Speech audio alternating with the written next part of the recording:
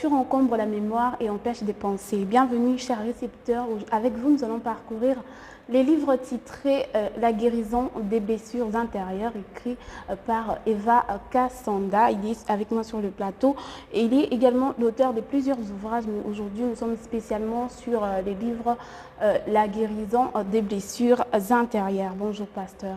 Bonjour Bénédicte. Alors je vais vous retenir, nous allons d'abord découvrir notre rubrique fondement, nous allons apprendre des plus sur les thèmes du jour et après nous allons revenir pour parler avec les pasteurs.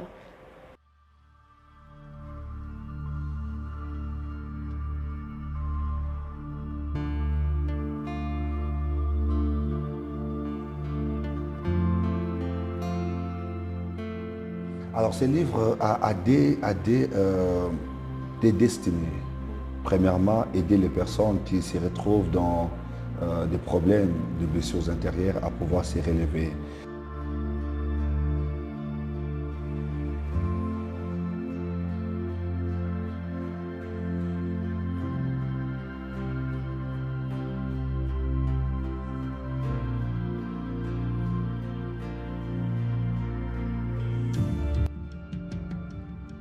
Nous parlons à travers de ces livres sur les probabilités à s'offrir un avenir meilleur, un avenir glorieux, malgré qu'autour de nous, il y a toujours des gens qui nous mettent des bâtons dans les roues. Donc on peut s'offrir un avenir de rêve. Mais aussi, c'est un livre qui aide des personnes qui ont peut-être un appel à pouvoir accompagner des personnes blessées.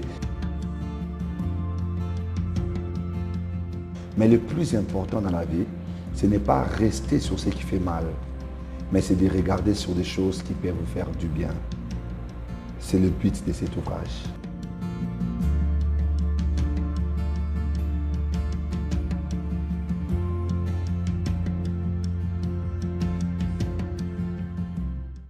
Pasteur, êtes-vous déjà blessé intérieurement et quelle était votre procédure de guérison?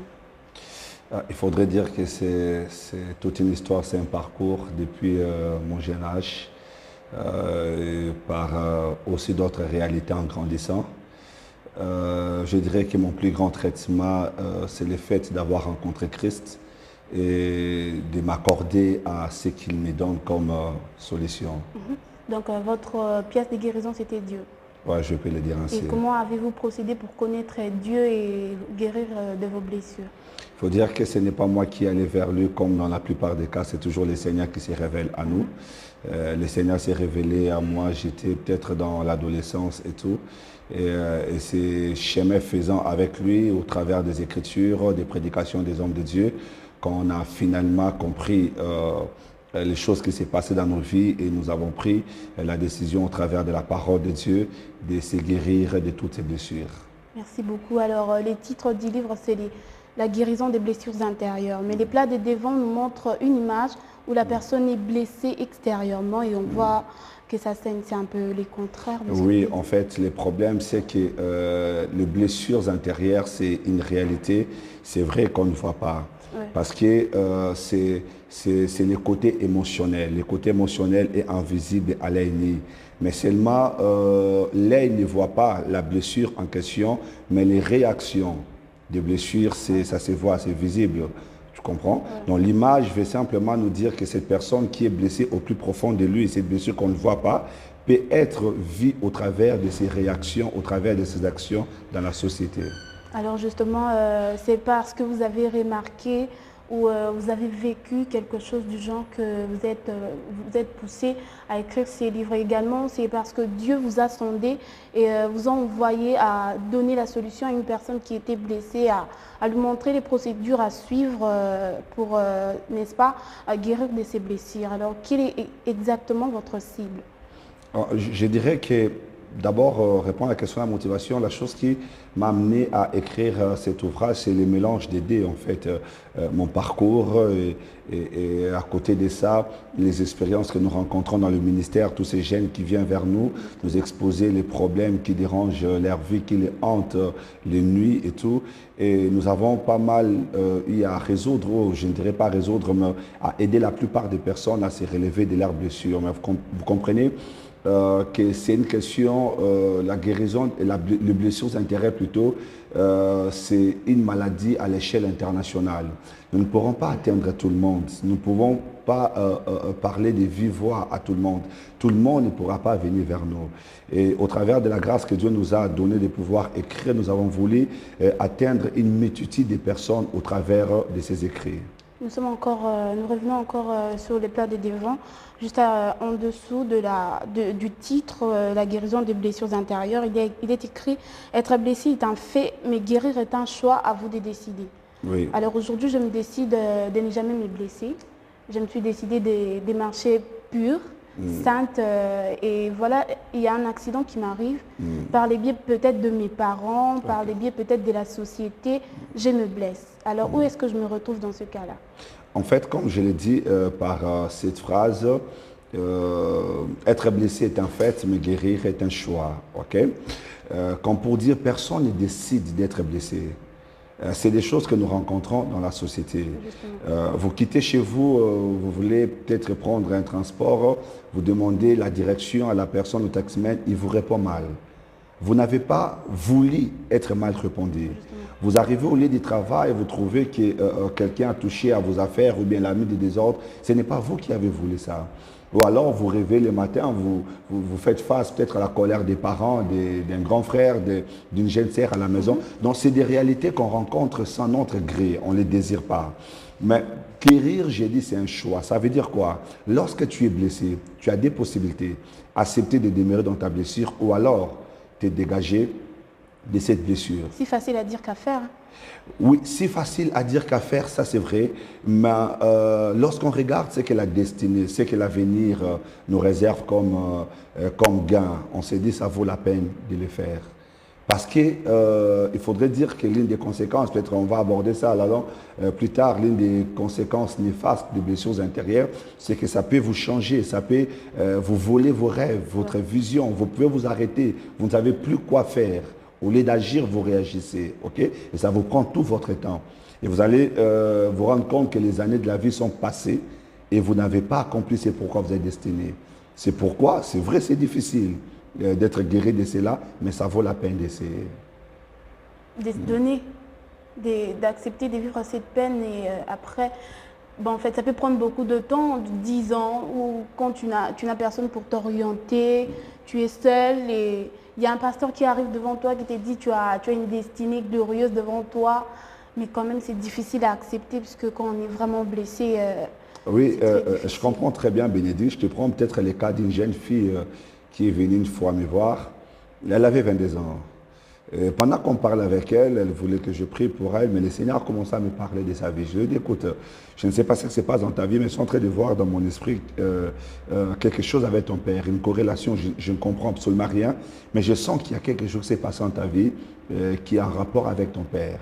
Elle a du mal à pouvoir me le dire, mais à un moment donné, elle s'est décidée d'avouer. Elle me dit, pasteur, j'ai 22 ans, mais depuis l'âge de 12 ans, j'ai été connu par mon père de manière violemment. Donc son père l'a violée depuis l'âge de 12 ans. Ok? Elle est devant moi, elle a quel âge? Elle a 22 ans. Il me dit, le vendredi passé, je venais de faire mon 5e avortement avec mon père. La seule fois où j'ai dit non à mon père, et nuit, je lui ai dit non, mon père s'était mis dans tous ses états, il m'a tapé, il m'a chassé de la maison, et là dans la rue, j'ai été violé par 5 jeunes délinquants. Elle se retrouve dans un état pratiquement comatique, où elle doit être suivie au CNPP. Tu vois, un peu, elle te relate toute cette histoire, c'est l'histoire de sa vie.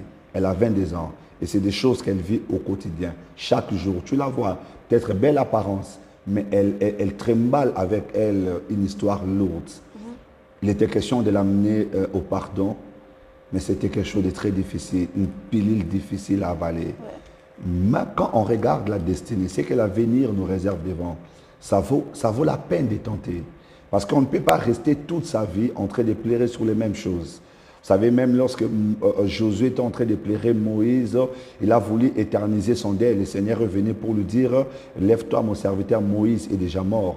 Il est temps que tu te lèves, que tu prends courage et que tu conduis ces peuples dans la terre promise. Donc, chacun de nous a une destinée glorieuse. Il y a un moment où, c'est vrai, on peut plairer tous les mal que nous avons connus dans le passé, mais on ne doit pas rester éternellement dans les deuils. À parcourir l'ouvrage, je suis arrivée à la 13e page où vous dites « Le cœur est un univers précieux de l'homme, qui nécessite un entretien et une protection au quotidien pour ne pas succomber aux épreuves macabres que la nature a tendance à nous soumettre. Une fois que le cœur est atteint, la personne perd son équilibre émotionnel et cela peut être fatal pour son avenir. Là, vous êtes sûr de ce que vous dites, mais quand même, vous nous dites de persévérer, de croire à un avenir meilleur. Oui, en fait, qu'est-ce qui se passe? Lorsque nous sommes blessés, parce que l'homme est tripartite, il est esprit, il est âme et il est corps, ok? L'homme entre au contact avec l'univers, avec le monde au travers de son âme. C'est les domaines des sentiments, les domaines des émotions, les domaines d'intelligence. Lorsque le cœur, l'âme qui se retrouve dans le cœur, lorsque le cœur ou l'âme est froissé, okay, l'homme perd son équilibre. Il perd, comme on dit, la pédale. Il peut perdre même la raison. Il aura du mal à pouvoir se situer par rapport à sa vie, par rapport à sa destinée, à répondre à ses obligations. Okay? Lorsque nous disons que ça vaut la peine que l'homme, nous ne disons pas que l'homme puisse s'éterniser dans sa blessure, mais nous disons que l'homme doit apprendre, comme on le dit, à jeter l'éponge, à accepter de se débarrasser de ses blessures, de mettre de côté. Pourquoi? Parce que aussi longtemps que tu trimbales avec tes blessures, ton équilibre émotionnel est en branle, c'est pratiquement dérangé. Tu auras du mal à avoir un jugement objectif sur certaines choses. Pourquoi? Parce que tu regarderas la société ou l'autre avec le regard de la blessure. Et tu auras du mal à te relever. D'où il faut accepter que oui, on a été blessé, mais que la vie ne s'arrête pas là. Il faut se relever et aller de l'avant parce que l'avenir, elle est glorieux. Nous sommes dans une société où nous ne vivons pas seuls, l'homme demeure toujours à côté de nous et oui. Il faut également accepter de vivre avec des blessures. Si tu acceptes d'abandonner l'autre blessure, il y en a d'autres qui viendront sur le chemin et donc on doit accepter ça comme ça. C'est un peu comme quand on a fini l'école maternelle, c'était toute une épreuve de faire l'école maternelle. On rencontre l'école primaire. Eh bien, on a accepté d'affronter parce qu'on s'est dit, ça finira. On l'a fini. On a affronté l'école secondaire, on a affronté l'école, les humanités. On a affronté l'université et il y a des études post-universitaires. Okay? La vie est faite de succession de choses. Ce n'est pas parce que nous avons vaincu une fois et que nous sommes encore atteints pour la seconde fois qu'on doit arrêter. Non, on doit continuer à se battre. Parce que même les personnes qui perdent le travail, il a travaillé un jour quelque part et qu'on l'a mis à la porte. Il ne dit pas que, bon, comme j'ai travaillé une fois, on m'a mis à la porte, j'ai donné les meilleurs de moi-même, j'ai amené cette entreprise à se développer tant bien que mal et tout, et qu'aujourd'hui, on me récompense par la monnaie du singe, que j'arrête tout. Non, tu vas voir, la même personne, il va encore rédiger une lettre de motivation, il va mettre son CV à jour et aller chercher du travail. Okay? Donc, on ne doit pas rester là, c'est vrai. L'homme ne changera pas, mais nous, on peut changer notre vie. Ça, c'est quelque chose à retenir. Donc, nous, on peut prendre notre vie tout autrement que la société parce que nous sommes les enfants des dieux. Alors, nous allons parler de Naomi cette fois-ci. Naomi qui a accepté de jeter l'éponge. Elle a dit, bon, moi, je ne suis pas bien heureuse. Je suis maintenant Mara. Donc, elle a jeté l'éponge. Elle a dit, bon, Dieu m'a oublié. J'avais beaucoup de choses, mais il me l'a repris. Et j'accepte d'être appelée Mara. J'ai banni les prénoms de bienheureuse. Ouais, c'est en fait une vérité qui s'est vue dans la société, hein, même dans les églises, on le voit. Je prends un petit exemple sur ma vie. Je me rappelle quand j'étais encore jeune, fiancé, on avait l'habitude avec ma femme d'aller assister à tous les deuils de l'église. Lorsqu'on donnait un communiqué nécrologique, il y a des, que ça soit loin de la maison, on payait notre transport, on engageait nos dépenses pour aller assister les gens. On était partout. Un jour, je me rappelle, les pasteurs de l'église où on était se retournent et ils me voient avec ma fiancée, dit apparemment je vous vois dans tous les deuils. Hein? On dit oui, papa, on est là. Alors, c'était une bonne chose, une bonne action. Mais Bénédicte, en 2004, je perds mon unique grand frère. Il s'est noyé au fleuve. Alors j'en vois avec tout ce que j'étais pour l'église, hein, parce qu'en dehors du fait que j'assistais les gens au deuil, j'étais à l'intercession. C'est rare des fois de me voir chez moi à la maison. Je passais des nuits blanches dans des maisons, on soutenait des familles en prière, on avait des retraites, des nuits de prière. Bref, je n'étais jamais là pour moi, nous étions là pour les autres. Et quand je perds mon frère, j'envoie les communiqués. Bénédicte, tu vois, les gens se disent, bon, Eva, beaucoup de gens viendront pour lui parce qu'il est tout le temps parti, il est tout. Et je me retrouve pendant tous les temps qu'on a aidé à la maison jusqu'à l'enterrement, aucun membre de l'église n'est venu. Vous attendez qu'ils viennent parce que vous partez ou bien... On s'est dit que la société est comme un jeu de ping-pong. Des fois, tu ne peux pas t'attendre, on te renvoie la balle si tu n'as pas envoyé la balle aux autres. OK? Ouais. On s'est dit, il y a quand même des moments où on s'attend quand même à un soutien, un accompagnement des autres. C'est toujours cette ambiance chaleureuse, apporte toujours en plus. Et ça peut relever l'émotion qui est complètement blessée. Et là, tu te rends compte que personne n'est venu. Alors, je me rappelle encore ces jours-là, j'étais dans ma chambre en train de pleurer. Cette fois-ci, je ne pleurais plus mon grand frère, mais je pleurais tous les sacrifices et l'amour que j'ai à mettre dans la vie des autres que je n'ai pas moissonné au retour. Et je m'étais dit, je pense que je suis au bout, je n'irai plus à cette église. Ou alors que je mets tout à l'arrêt, j'arrête. Ça m'a pris une semaine, je n'allais pas à l'église. Et c'est une petite fille de moins de 5 ans qui me dira, Yaëva, j'ai remarqué que tu ne pars plus à l'église, pourquoi? Et là, j'avais compris que Dieu était en train de m'interpeller. Je me suis dit, avec ou sans accompagnement des hommes, je dois me ressaisir et faire ce pourquoi Dieu m'a envoyé. Puisqu'après tout, les saluts individuels. Hein? D'après tout, c'est individuel. Donc, ici aussi, vous nous avez parlé des blessures intérieures qui peuvent être personnelles. Et on est dans le cadre de la spiritualité.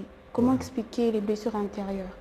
Dans le cas de la spiritualité, un peu comme le cas de Naomi. OK? Naomi, lorsqu'il retourne de Bethléem et que les femmes viennent pour l'accueillir avec toute la joie, elle est partie, ça fait des années qu'elle est partie, elle revient. Bon, comme des coutumes, hein, on accueille toujours les gens qui sont partis de nos vies pendant beaucoup de temps. On vient avec toute la joie pour l'accueillir. Naomi, qui veut dire la bienheureuse, il faudrait dire qu'au départ, sa vie aussi était heureuse. Ouais. Et elle se retrouve sans son mari et ses 2 enfants avec qui elle avait effectué son voyage. Ne m'appelez plus Naomi, appelez-moi Mara. Il dit, car l'Éternel m'a rendu amère. Comprenez? Il ramène son problème au niveau spirituel. Il dit, si j'en souffre, c'est parce que l'Éternel a pris mon mari, l'Éternel a pris mes enfants. Donc ça veut dire que dans la marche avec Dieu, ça nous arrive de faire face à des réalités sinistres, à des choses funèbres qui nous font pleurer. Et bien des fois, lorsqu'on n'a pas un discernement aiguisé, nous les mettons le plus souvent dans les comptes de Dieu. Un jour, une jeune sœur me voit à l'église, me dit, pasteur, je suis venu te voir pour te dire que je préfère arrêter de prier. Je dis, pourquoi ma sœur? Il me dit, j'ai comme l'impression, plus je prie, plus je trimballe avec moi des combats. C'est comme si les combats s'intensifient davantage. Les combats que j'ai aujourd'hui, je ne l'avais pas quand je ne priais pas. C'est comme si la prière m'ajoute des combats. Alors, je vais en finir avec ces choses, autant mieux en finir avec Dieu. Vous comprenez? Lorsque les gens n'ont pas un discernement élevé, ils n'ont pas une connaissance. La Bible dit, mon peuple périt parce qu'il manque la connaissance. C'est pourquoi Jésus dira dans Jean 8, vous connaîtrez la vérité et elle vous affranchira. Donc tant que vous n'avez pas la connaissance de la vérité, vous aurez comme l'impression que les combats de votre vie, tous les malheurs que vous êtes en train de connaître, c'est l'Éternel qui vous l'envoie. Okay? Et c'est à ce niveau que la plupart des personnes abandonnent aussi la foi. Tu vois quelqu'un qui priait avec nous, il chantait, il adorait, mais demain, il est dans des bois de nuit, dans des buvettes. Il s'adonne à l'alcool, à toutes ces choses, il abandonne complètement l'Éternel. Et s'il faut parler de la vérité, c'est quoi la vérité? Comment la connaître, cette vérité? C'est les canaux, je dirais, les canaux principaux de la connaissance de la vérité. Les livres par excellence qui nous permet de connaître la vérité, de comprendre la vérité, c'est la Bible. La Bible, c'est le fondamental. Les livres par excellence. Si vous voulez connaître la vérité, apprendre des choses, si vous voulez voir, regarder le monde avec les regards de la vérité, il vous faut être dans les Écritures, lire la Bible, vous laisser persuader par la parole de Dieu, écouter les prédications. Parce que c'est vrai, dans un premier temps, tout le monde n'a pas la compréhension facile de l'Écriture. Oui, tout consort. Alors, vous pouvez écouter, vous faire aider par vos encadreurs, aller à l'église. Là, on enseigne la bonne parole, la vraie parole. Lorsque vous êtes exposé à la parole, vous allez emmagasiner une connaissance qui vous aidera à faire face aux défis de votre destinée. Donc, ce n'est pas aussi facile que ça, hein, puisque tu as ton livre à la maison, parce que c'est très difficile comme ça, moi je le dis. Si peut-être un roman est difficile à lire, alors qu'en est-il de la Bible? Il y a David qui va parler de ce que Dieu a fait pour lui. Il y a Moïse qui va dire que Dieu était avec moi. Il m'a aidé à sortir les enfants d'Israël de l'Égypte. Il y a celui qui va parler de lui. Mais quand est-ce que moi aussi on parlera de moi dans la Bible? Quand est-ce que je vais me retrouver dans la Bible? Parce que là, on ne parle que de ceux qui sont passés. Oui, mais il faudrait dire que la Bible, c'est un livre de référence. En fait, des choses que nous lisons dans les Écritures, c'est des choses que Dieu dit, je peux les faire aussi avec toi. Ok. Aujourd'hui, Bénédicte et moi ne pourrons peut-être pas apparaître sur la Bible, sur les Écritures saintes, parce que c'est déjà un livre écrit. Mais nous paraissons dans la vie de plusieurs personnes. Nous sommes des références de notre génération. Il y a des gens qui ne connaissent peut-être pas Naomi, qui ne connaissent pas peut-être Élisabeth dans les Écritures, ils ne connaissent peut-être pas Ruth, mais on connaît Bénédicte pour ses bonnes œuvres qu'elle accomplit sur la terre. Ok. Et c'est au travers de la Bible que nous apprenons les bonnes actions à répondre à notre destinée, qui fait qu'aujourd'hui, c'est vrai, la Bible ne parle pas de nous, mais les hommes parleront de nous. Parce que ce qui parle de David aujourd'hui, ce ne sont pas des ouvrages, mais c'est des hommes. Et les gens, les personnes aussi qui parleront de nous demain, ça sera toujours ces mêmes personnes qui ont vu en toi un modèle, une référence. C'est pourquoi c'est important de lire, c'est important d'apprendre, c'est important. Parce qu'en lisant, nous serons appelés un jour à pratiquer. Et en pratiquant, nous devenons des références pour d'autres personnes. Merci beaucoup. Et ici aussi, vous nous avez parlé des conséquences majeures de blessures intérieures.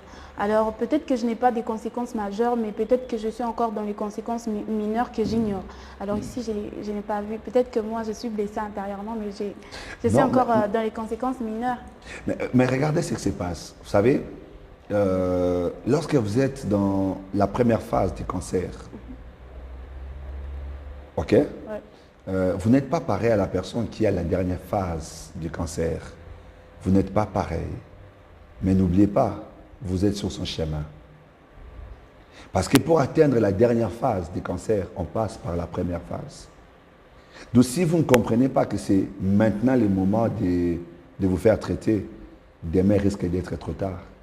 La Bible dit ne te vante pas du lendemain car tu ne sais pas ce qu'un jour peut enfanter. Alors, ça peut paraître mineur aujourd'hui, mais que dire de demain? D'où ça vaut la peine seulement de se faire traiter. Comment se faire traiter? Puisque je ne sais pas si je suis réellement blessée. Non, écoutez, Bénédicte, vous savez, lorsque votre amour propre est atteint, vous savez savoir que ça ne va pas chez vous. Ok? Je dirais encore, c'est différent peut-être du cancer où quand vous êtes atteint, vous ne savez pas que vous l'avez. Mais les blessures intérieures, c'est l'atteinte à l'amour propre. Une fois qu'on vous a offensé par un comportement, par une parole, au plus profond de vous, vous savez que vous êtes blessé. Vous savez comment mal parler. Donc on n'a même pas besoin de vous diagnostiquer par un médecin. C'est quelque chose que l'homme lui-même, personnellement, il sait comment mal parler. Et surtout, on le voit au milieu des femmes. Une femme qui passe et puis tu vois à un moment donné, bon, elle se met dans tous ses états, il faut poser la question, mais quand tu es venu, tout allait bien, mais comment on voit que ton mère a changé. Il dit, non, mais après, je suis en train de mal regarder. Comprenez? C'est d'autres personnes. Donc, vous n'avez pas besoin de vous faire diagnostiquer. La question des blessures intérieures, vous êtes vous-même la première personne, le premier à vous faire diagnostiquer. Vous savez qu'on vous a blessé. Et vous le savez. Que ce soit à petit échelon, à grand échelon, vous savez que vous avez été blessé. Et ça fait très mal comme ça d'être blessé. Et si on devait retenir en amont cet ouvrage, la guérison des blessures intérieures, En un mot, si on doit retenir, c'est vrai que c'est pas facile. J'ai d'abord du mal à résumer ces livres. La matière, elle est quand même abondante. Mais je dirais que la nature humaine, elle est imparfaite. Ouais. Ok? Aucun homme n'est parfait. Et c'est même la cause de nos blessures, la nature humaine. Ouais. L'imperfection de l'homme conduit à des actions qui blessent l'autre. Ça peut être de manière volontaire ou involontaire. Oui. Mais le plus important dans la vie, ce n'est pas rester sur ce qui fait mal, mais c'est de regarder sur des choses qui peuvent vous faire du bien. C'est le but de cet ouvrage. Et dès le départ, beaucoup des éloges, c'est un homme bien, un homme parfait, un mari aimant pour sa famille, plusieurs éloges comme ça de la part du pasteur Roger Mouyani. C'est parce que c'est un ami de la famille ou... En tout cas, le pasteur Roger Mouyani représente beaucoup pour moi. C'est un aîné dans les choses de Dieu, un aîné dans la vie, un aîné dans la vie conjugale. Et je dirais qu'il fait partie aussi de mes références. C'est un modèle. Je l'aime beaucoup, je l'apprécie dans beaucoup de choses qu'il fait. Un ami très proche de la famille. Ça se comprend comme ça parce que ces éloges, ça vaut beaucoup. Je préfère les regarder comme un aîné pour moi. Ah oui, merci beaucoup. Donc c'est ça, la guérison de blessures intérieures. Comment on peut l'avoir, ces livres? Bon, il y a des numéros de contact qui vont s'afficher sur les bas de l'écran. Vous prenez les 082 353 77 11. Je reprends encore 082 353 77 11. Vous allez entrer en contact avec l'équipe de communication. Au travers de cette équipe, on pourra vous livrer où que vous soyez. Donc nous faisons à la fois les livraisons à la maison et nous avons aussi des sites, des endroits où les livres sont exposés. Par exemple, à l'église Moisson Abondante, qui est située sur l'avenue Couteau 17 dans la commune de Calamo, quartier Yolo, en diagonale de l'université Kimbanguiste. Donc, vous venez là, le livre est disponible pour vous. Il y a aussi d'autres églises de la ville. Pour ceux qui sont à l'intérieur du pays, les livres déjà à Lubumbashi. Et en dehors du pays, les livres déjà en France et en Belgique. Donc, si vous entrez en contact avec les numéros que je vous ai donnés, on pourra vous donner tous les repères de comment avoir les livres. Mais aussi, vous pouvez nous écrire sur notre page Facebook, Eva Kassanda, ou vous abonner sur notre chaîne YouTube, Pasteur Eva Kassanda. Merci beaucoup. Donc la guérison des blessures, on est peut-être blessé intérieurement dont on ignore, mais ça vaut la peine, comme le pasteur l'a dit, de se faire soigner.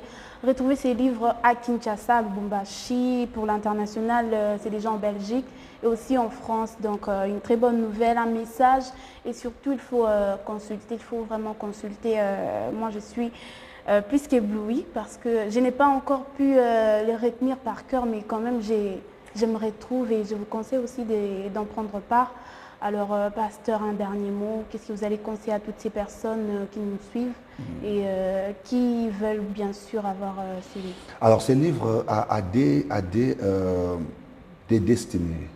Premièrement, aider les personnes qui se retrouvent dans des problèmes de blessures intérieures à pouvoir se relever.